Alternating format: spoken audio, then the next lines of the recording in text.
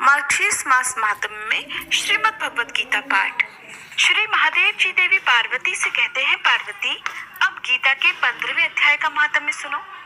गौड़ देश में कृपाण नरसिंह नाम के एक राजा थे, जिनकी तलवार की धार से युद्ध में देवता भी परास्त हो जाते थे। उनका बुद्धिमान सेनापति शस्त्र और शास्त्र की कलाओं का भंडार था। उसका नाम था सरभ मेरुदंड। उसकी भुजाओं में प्रचंड बल था। एक समय उस पापी ने राजकुमारों सहित महाराज का वध करके स्वयं ही राज्य करने का विचार किया। इस निश्चय के कुछ ही दिनों बाद वह हैजे का शिकार होकर मर गया। थोड़े समय में वह पापात्मा अपने पूर्व कर्म के कारण सिंधु देश में एक तेजस्वी घोड़ा हुआ। उसका पेट सटा हुआ था। घोड़े के लक्षणों का ठीक ठीक ज्ञान रखने वाले किसी वैश्य के पुत्र ने बहुत सा मूल्य देकर उस अश्व को खरीद लिया और बड़े यत्नों के साथ उसे राजधानी तक वह ले आया। वैश्य कुमार वह अश्व राजा को देने के लिए लेकर आया था। यद्यपि राजा उससे परिचित थे, फिर भी द्वारपाल ने जाकर उसके आगमन की सूचना दी। राजा ने पूछा, किस लिए आए हो? तब उसने स्पष्ट शब्दों में उत्तर दिया, देव, सिंधु देश में एक उत्तम लक्षणों से संपन्न अश्व था, जिसे तीनों लोगों का एक रत्न समझकर मैंने बहुत सा मूल्य देकर खरीद लिया है। राजा ने आज्ञा दी, उस अश्व को यहाँ लेकर आओ। वास्तव में वह घोड़ा गुणों में उच्च श्रवा के समान था। सुंदर रूप का तो मानो घर ही था। शुभ लक्षणों का समुद्र जान पड़ता था। वैश्य घोड़ा लेकर आया और राजा ने उसे देखा। अश्व का लक्षण जानने वाले अमात्यों ने उसकी बड़ी प्रशंसा की। सुनकर राजा अपार आनंद में निमग्न हो गए और उन्होंने वैश्य को मुहमांगा स्वर्ण देकर तुरंत ही उस अश्व को खरीद लिया। कुछ दिनों के बाद एक दिन राजा शिकार खेलने के लिए उत्सुक होकर उसी घोड़े पर चढ़कर वन में गए। वहां मृगों के पीछे उन्होंने अपना घोड़ा बढ़ाया। पीछे पीछे सब ओर से दौड़कर आते हुए सभी सैनिकों का साथ छूट गया। वे हिरणों द्वारा आकृष्ट होकर उनका पीछा करते करते बहुत दूर निकल गए। प्यास ने उन्हें व्याकुल कर दिया। तब वे घोड़े से उतरकर जल की खोज करने लगे। उन्होंने वृक्ष की डाली में बांध दिया और खुद एक चट्टान पर चढ़ने लगे। कुछ दूर जाने पर उन्होंने देखा कि एक पत्ते का टुकड़ा हवा से उड़कर शिलाखंड पर गिरा है। उसमें गीता के 15वें अध्याय का आधा श्लोक लिखा हुआ था। राजा उसे बांचने लगे। उनके मुख से गीता के अक्षर सुनकर वह घोड़ा तुरंत गिर पड़ा और अश्व योनि से उसकी मुक्ति हो गई और वह तुरंत ही दिव्य विमान पर बैठकर स्वर्गलोक को चला गया। इसके बाद राजा ने पहाड़ पर चढ़कर एक उत्तम आश्रम देखा, जहाँ नाग, केसर, केले, आम और नारियल के वृक्ष लहरा रहे थे। आश्रम के भीतर एक ब्राह्मण बैठे हुए थे, जो संसार की वासनाओं से मुक्त थे। राजा ने उन्हें प्रणाम करके बड़ी भक्ति के साथ पूछा, ब्राह्मण, मेरा अश्व जो अभी अभी स्वर्ग को चला गया है, उसमें क्या कारण है? राजा की बात सुनकर त्रिकालदर्शी मंत्रवेत्ता और महापुरुषों में श्रेष्ठ विष्णु शर्मा नामक ब्राह्मण ने कहा, राजन, पूर्व समय में तुम्हारे यहाँ जो सरभ मेरुंड नामक सेनापति था, वह तुम्हें पुत्रों सहित मार कर खुद राज्य हड़प लेने को तैयार था। इसी बीच में हैजे का शिकार होकर वह मृत्यु को प्राप्त हो गया। उसके बाद वह उसी पाप से घोड़ा बना। यहाँ कहीं गीता के 15वें अध्याय का आधा श्लोक लिखा मिल गया था। उसे ही तुम बांचने लगे। उसी को तुम्हारे मुख से सुनकर वह अश्व स्वर्ग को प्राप्त हुआ है। इसके बाद राजा के पीछे छूटे हुए सैनिक उन्हें ढूंढते हुए वहीं आ पहुंचे। उन सब के साथ ब्राह्मण को प्रणाम करके राजा प्रसन्नता पूर्वक वहां से चले और गीता के 15वें अध्याय के श्लोकाक्षरों से अंकित उसी पत्र को बाँच बाँच कर प्रसन्न होने लगे। उनकी आंखें हर्ष से खिल उठी। घर आकर उन्होंने मंत्रवेत्ता मंत्रियों के साथ अपने पुत्र सिंहबल को राज्य सिंहासन पर अभिषिक्त किया और स्वयं 15वें अध्याय के जप से विशुद्ध चित्त होकर मोक्ष प्राप्त कर लिया। ये था भगवत गीता महात्म्य का 15वां अध्याय। श्री महादेव जी कहते हैं, पार्वती, अब मैं गीता के 16वें अध्याय का महात्म्य सुनाऊंगा, ध्यान पूर्वक सुनो। गुजरात में सौराष्ट्र नामक एक नगर है। वह खड्ग बाहु नाम के राजा राज्य करते थे, जो दूसरे इंद्र के समान प्रतापी थे।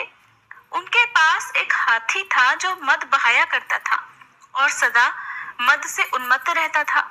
उस हाथी का नाम अरिमर्दन था।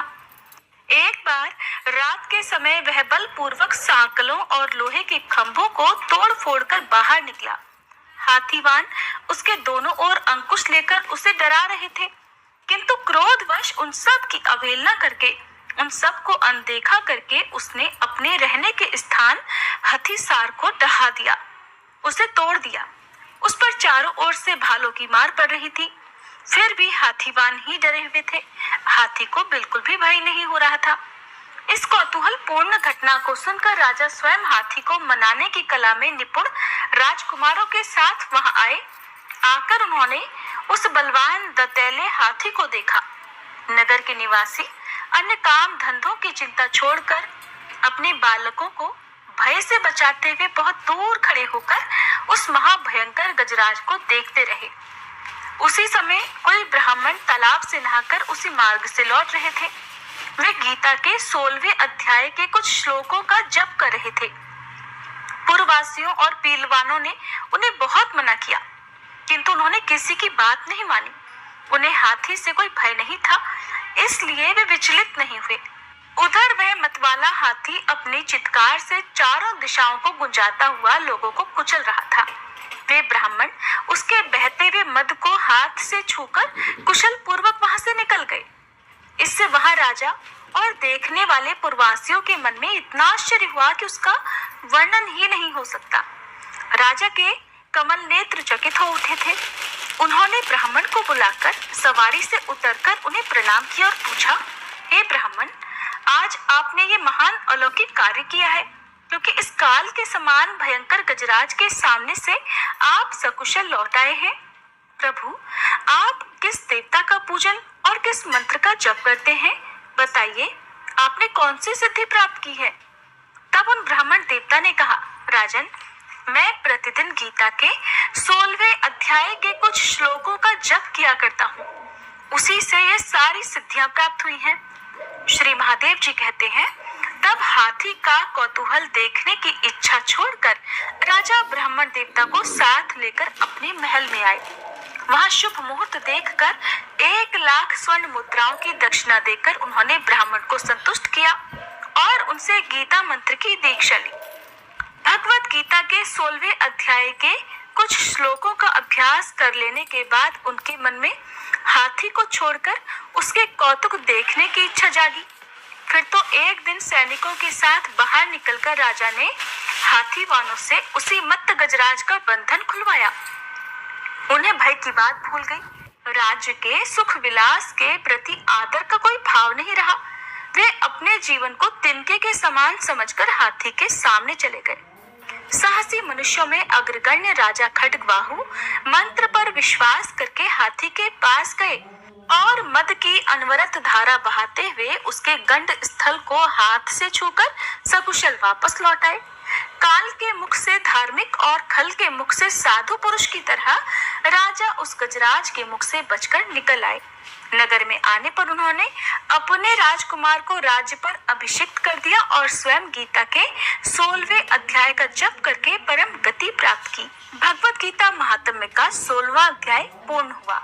श्री महादेव जी कहते हैं, पार्वती, 16वें अध्याय का महात्म्य मैंने आपको बताया।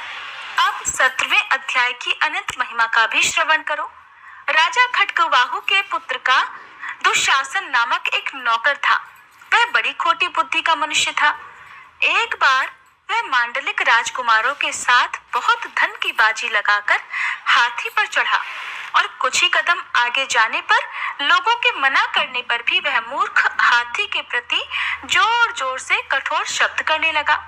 उसकी आवाज सुनकर हाथी क्रोध से अंधा हो गया और दुशासन पैर फिसल जाने के कारण पृथ्वी पर गिर पड़ा।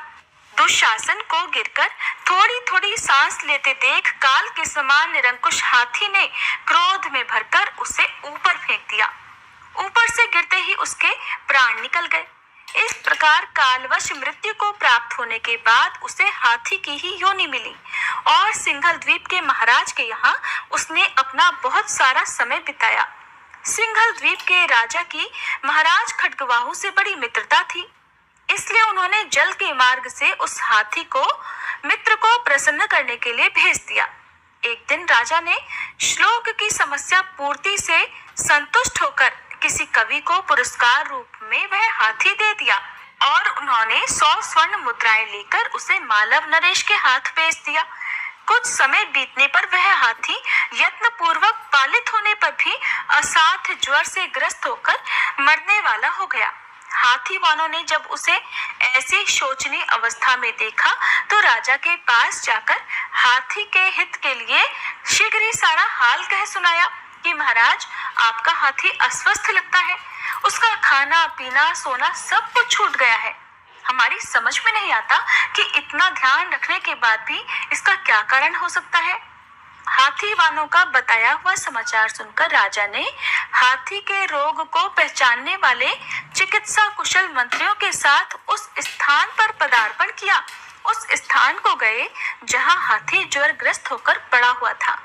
राजा को देखते ही उसने ज्वर जनित वेदना, ज्वर जनित पीड़ा को भूलकर संसार को आश्चर्य में डालने वाली वाणी में कहा, संपूर्ण शास्त्रों के ज्ञाता, राजनीति के समुद्र, शत्रु समुदाय को परास्त करने वाले तथा भगवान विष्णु के चरणों में अनुराग रखने वाले महाराज, इन औषधियों से क्या लेना है? वैद्यों से भी अब कुछ लाभ नहीं होने वाला है। दान और जप से भी क्या सिद्ध होगा? आप तो कृपा करके गीता के 7वें अध्याय का पाठ करने वाले किसी ब्राह्मण को बुलवाइए। फिर हाथी के कहे अनुसार राजा ने सब कुछ वैसा ही किया। इसके बाद गीता पाठ करने वाले ब्राह्मण ने जब उत्तम जल को अभिमंत्रित करके उस हाथी के ऊपर डाला तो दुशासन गज योनि का परित्याग करके मुक्त हो गया। राजा ने दुशासन को दिव्य विमान पर आरूढ़ और इंद्र के समान तेजस्वी देखकर पूछा, तुम्हारी पूर्व जन्म में क्या जाति थी?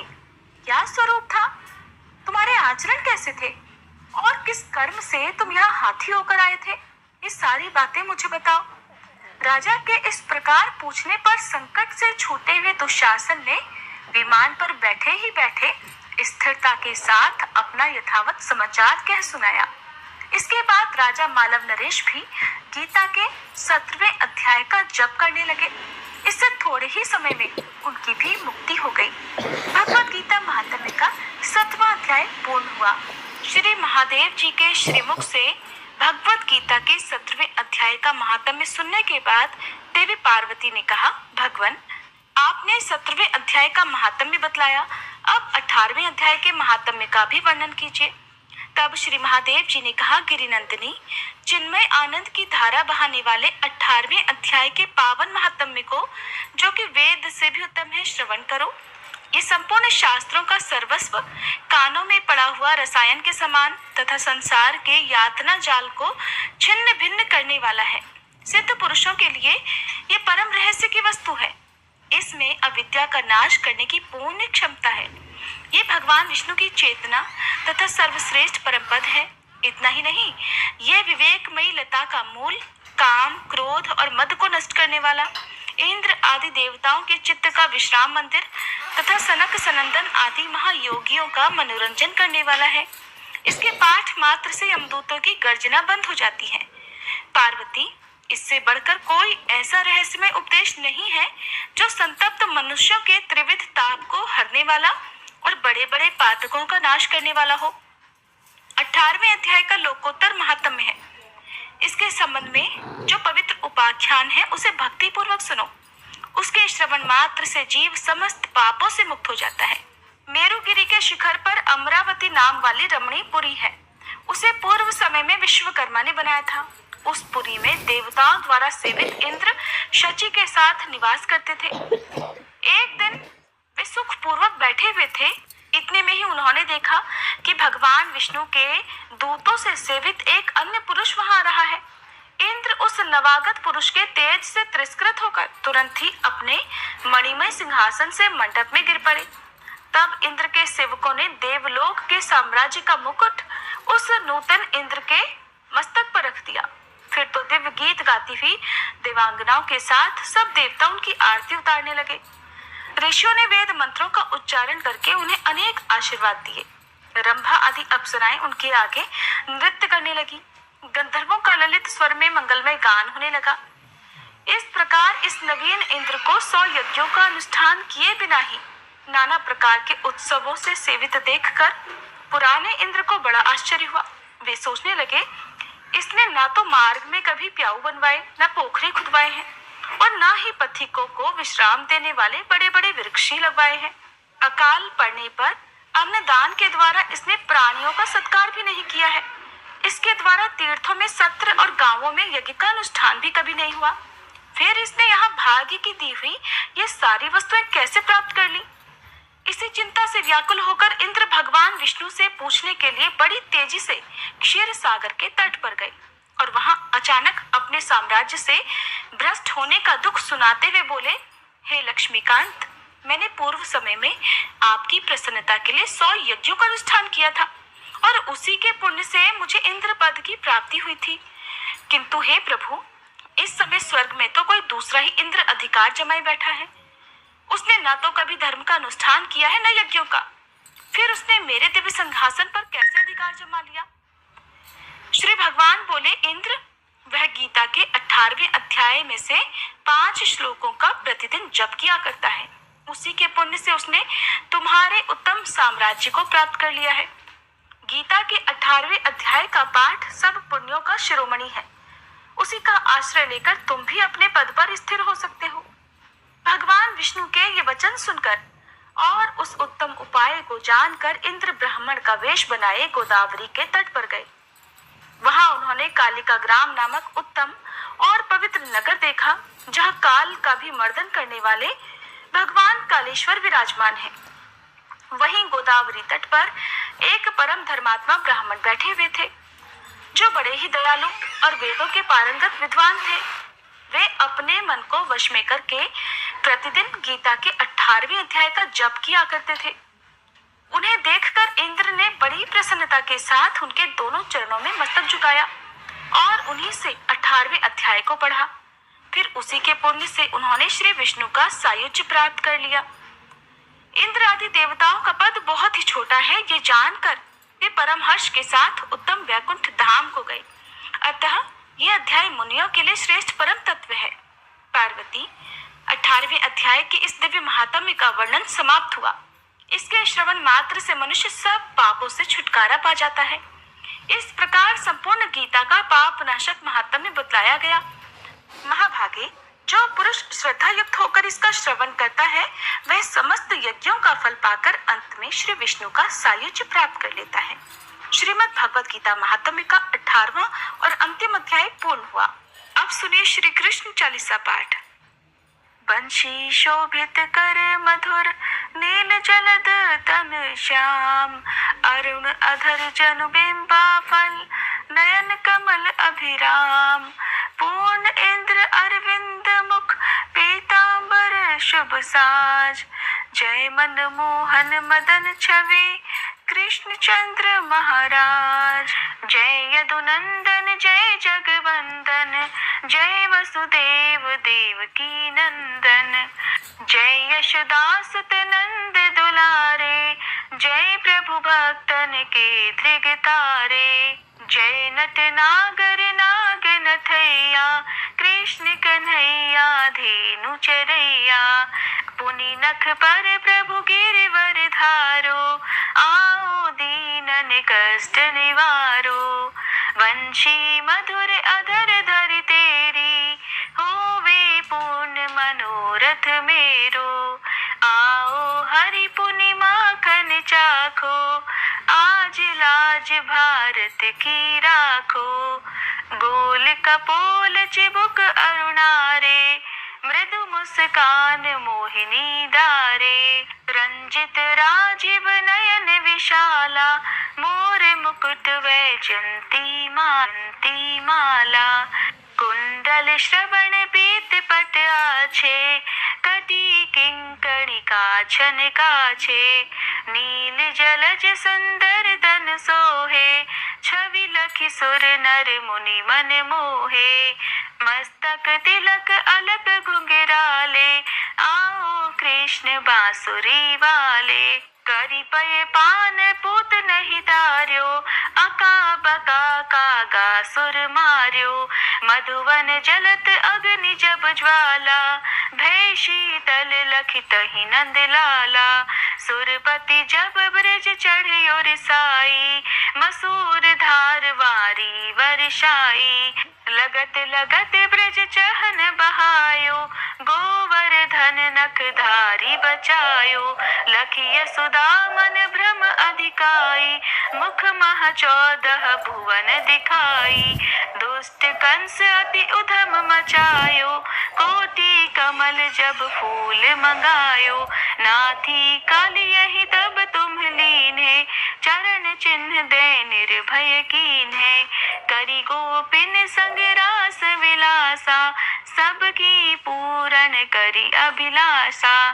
केतिक महा असुर संग हार्यो, कंस ही केस पकड़ दे मार्यो। मात पिता की बंदी छुड़ाई, उगर सेन कह राज दिलाई। मही से मृतक छहु सुत लायो, मातु देव की शोक मिटायो। भौमासुर मुर दैत्य संहारो, लाए षटदश सहस कुमारो। दे भी नहीं तृण चीर संहारा, जरा सिंधु राक्षस कह मारा। असुर बकासुर आदिक मार्यो, भक्तन के तब कष्ट निवार्यो। दीन सुदामा के दुख तार्यो, तंदुल 3 मूठ मुख डार्यो। प्रेम के साग विदुर घर मांगे, दुर्योधन के मेवा त्यागे। लखी प्रेम की महिमा भारी, ऐसे श्याम दीन हितकारी। भारत के पारथ रथ हाके, लिए चक्र कर नहीं बल ताके।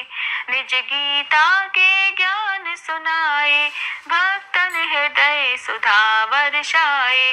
मीरा थी ऐसी मत वाली, विष पी गई बजा कर ताली। राना भेजा सांप पिटारी, शालिग्राम बने बनवारी। निज माया तुम विधि ही दिखायो, उरते संशय सकल मिटायो।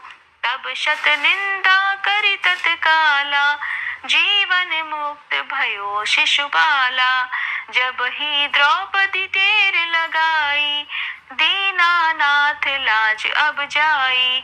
तुरत ही वसन बने नंदलाला, बढ़े चीर भय अरि मुँह काला।